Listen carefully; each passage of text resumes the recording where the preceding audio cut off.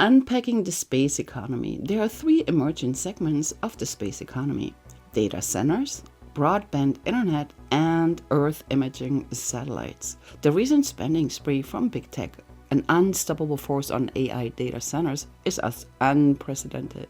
But what is the biggest roadblock for these companies? It's not money, that's for sure. It's a lack of energy. From this perspective, space has notable advantages over Earth. What's the difference though? In space, satellites can absorb the sun 24 hours a day, but the sun is also 30% more intense. Meanwhile, cooling these space data centers is far less complicated than on Earth. A company would simply put a radiator on the dark side of a satellite. So Elon Musk's SpaceX, Alphabet's Google, and Jeff Bezos' Blue Origins are the frontrunner to deploy the first data centers in space. The space rivalry between Elon Musk and Jeff Bezos has officially reached a new frontier: orbital AI centers. As demand for AI computing skyrockets, both tech titans are moving to shift the trillion-dollar data center boom from Earth's limited resources into the abundant power and space of orbit, according to a report from the Wall Street Journal. But what exactly is going on? Now, the concept moves beyond simple communications satellites, transforming them into powerful distributed computers in space. Bezos' Blue Origin has reportedly had a team dedicating for over a year to develop the technology for orbital AI data centers, the Wall Street says. Now, what about SpaceX? Musk's SpaceX plans to integrate AI computing payloads into an upgraded version of its Starlink satellite constellation, a key feature in a share sale that could value the company at $800 billion. And why is this happening all of a sudden? Well, the shift is driven by the incredible energy demands of large AI models. Proponents argue that space offers 24/7 solar energy and avoids the cooling and land use issues plagued terrestrial data centers. Now, what is the difficulties and why is it not as simple as it looks? The move is far from simple, facing immense technical hurdles like heat dissipation in a vacuum, protecting sensitive electronics from radiation, and ensuring economical launch costs. The intensifying focus on space-based infrastructure is already giving a jolt to publicly traded companies in the space sector. Investors' interest suggests this new market could generate significant revenue from the entire supply chain. However, in short, the race to build an orbital cloud seems now underway. While the technology is years from being fully realized, the commitment from Musk and Bezos could push capital towards companies capable of providing the necessary launch, components, and infrastructure for this interstellar computing effort. And the key points? Plans are reportedly underway to place data centers in space, and Redwire, the company, may get involved in such efforts.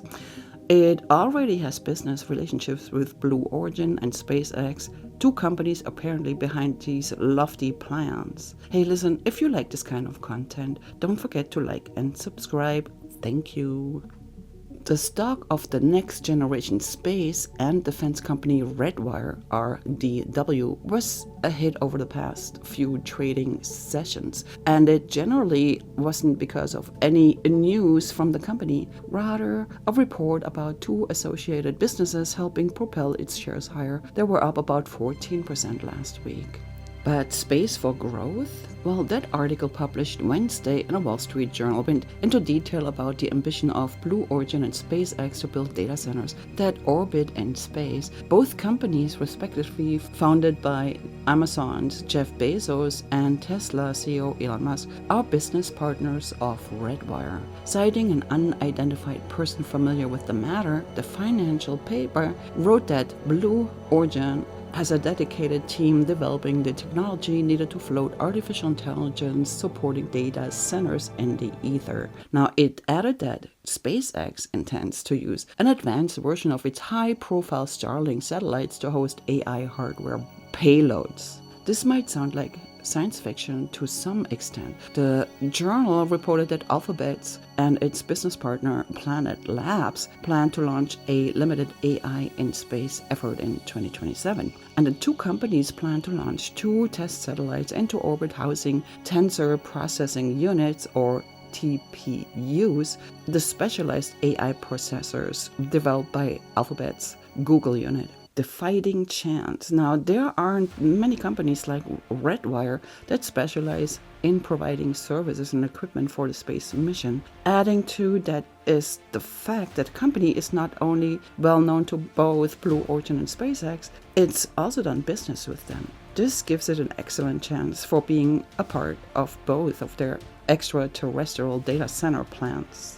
SpaceX CEO Elon Musk has claimed that the Starship rocket can deliver 300 gigawatt solar-powered AI satellites to orbit amid space-based data center talks. Tonnage to orbit solved by Starship, says Elon Musk. Salesforce CEO Mark Benioff took to social media platform X on Wednesday, sharing a video of Musk talking about the cost-effectiveness of having data centers in orbit versus on the ground. Responding, Musk shared an insight into his claims. He said that Starship would be able to deliver around 300 gigawatt per year of solar power AI satellite to orbit, maybe 500 gigawatts. Now, he also added that on average, the electricity consumption in the US was 500 gigawatts, though he did not specify the time frame for this figure. What's the exact data though? Data from the Federal Energy Regulatory Commission said that the US generated over 4,151 terawatt hours of electricity last year, which, when divided by the number of hours in a year, 8,760, would give you a figure of approximately 473 gigawatt. At 300 gigawatt a year, AI in space would exceed the entire US economy just in intelligence processing every 2 years, Musk said, adding that the Starship rocket would solve tonnage to orbit. Now, chip production is therefore the major piece of the puzzle to be solved, Musk said, adding that the Tesla Terafab is needed to meet the demand. The Terafab is a proposed foundry by Tesla reported in development. Starship should be able to deliver around 300 gigawatt per year of solar-powered AI satellites to orbit, maybe 500 gigawatts. And the per year part is what makes this such a big deal. Average US electricity consumption is around 500 gigawatts. So at 300 gigawatt per year, AI in space could exceed the entire US. Musk's comments come at a time when talks of space-based data centers have been gathering steam. And last month, Blue Origin CEO Jeff Bezos touted the idea of gigawatt-scale data centers in space, sharing that the data centers could prove to be more cost-efficient. Now, Bezos is also reportedly backing a new startup dubbed Project Prometheus, which focuses on AI applications in the automotive, aerospace, and scientific research sectors, much to Musk's amusement, who termed Bezos a copycat. What is another competitor to Elon Musk's SpaceX? Well, Alphabet's Google, Sundar Pichai, also outlined Project Suncatcher, which aims to launch 2 low Earth orbit data centers powered directly through solar energy in orbit. Now, Blue Origin's new Clan rocket successfully stuck its landing and successfully sent another NASA mission to Mars on Thursday.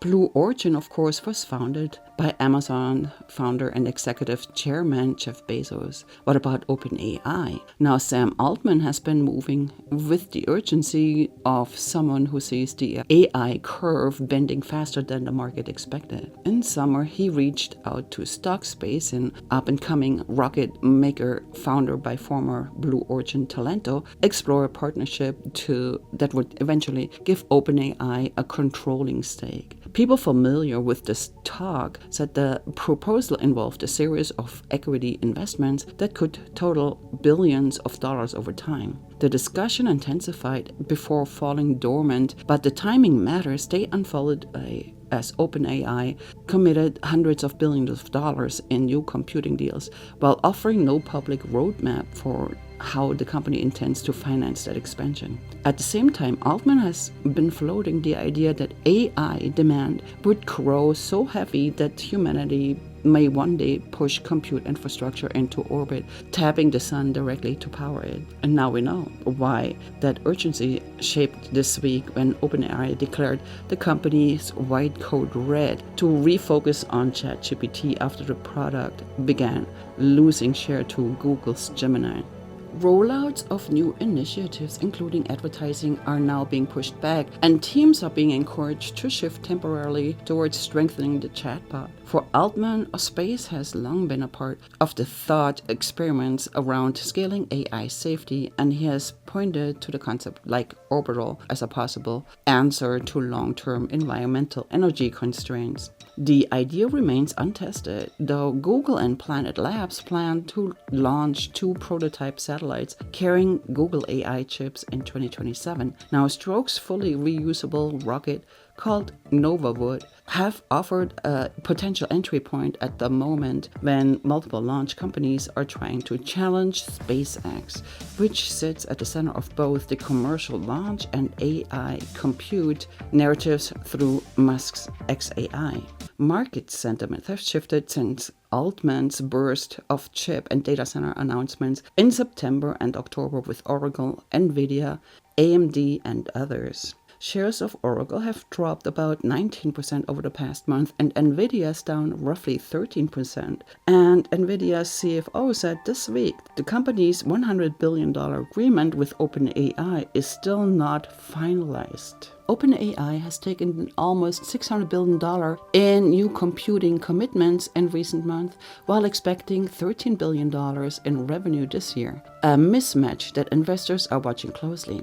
As rivals such as Anthropic gain momentum among coders and enterprises, Altman, who previously committed $18 billion of OpenAI's capital to the data center venture Stargate and runs an extensive portfolio built over years as a venture investor, has also launched efforts that increasingly overlap with Musk's from Merge Labs to a new social network project. Now, the Stoke talks may have ended, but they highlighted a broader reality. Altman is positioning OpenAI for a future where compute, capital, and aerospace could be intertwined, and where the race to power the next wave of AI may extend far beyond Earth itself.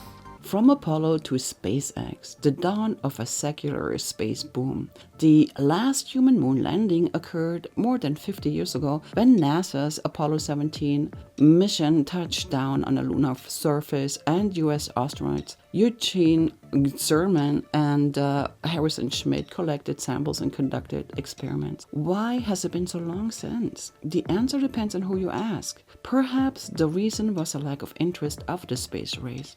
Or maybe it was NASA's budgetary issues due to an expanding US fiscal deficit. Despite the challenges, a scrappy 2002 startup called Space Exploration Technology, SpaceX, would change the course of history.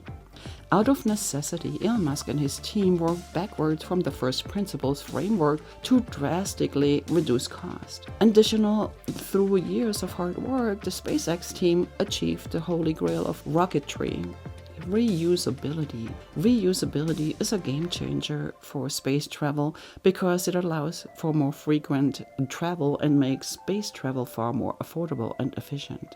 Why is the space industry entering a secular bull market? In the past, space endeavors required only 2 things: a large enough budget and enough interest. However, for private space companies to thrive, capitalism and profits are non-negotiable. Earlier this month, SpaceX founder CEO Elon Musk confirmed rumors that SpaceX will go public next year and seek a $1.5 trillion valuation. If SpaceX is to garner a $1.5 trillion valuation, it would make it the largest IPO in history, and it would act as a proof of concept for private space companies and would likely spur investments across industries. The bottom line, after decades of stagnation, the space industry is finally entering a true secular bull market driven by innovation, profitability, potential, and commercial demand. SpaceX's rapid progress and potential record-setting IPO will serve as the spark that accelerates investments across the sector. SpaceX is the best position to dominate this market, especially with a $1.5 trillion valuation in the future. I hope you enjoyed this video. Thank you so much for watching. Don't forget to tune in on Friday for more updates on Elon Musk's company. My name is Claudia, and goodbye.